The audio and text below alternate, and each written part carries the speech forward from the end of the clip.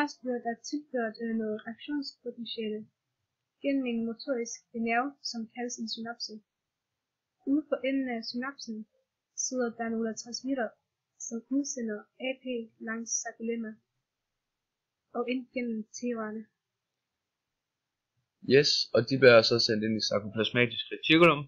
Her udskiller SR noget calcium, som er ligget inde i SR. Calcium sætter sig på troponin, og derefter blotter tropomyosin sig på bindingsstederne, som vi får se lige om lidt. Her, kommer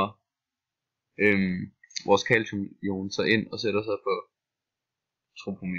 troponin. Det burde meget gerne komme lige om lidt. Der. Og så bliver bindingsstederne blottet, fordi at tropomyosin fjerner sig fra aktinfilamentet, som vi kan se her.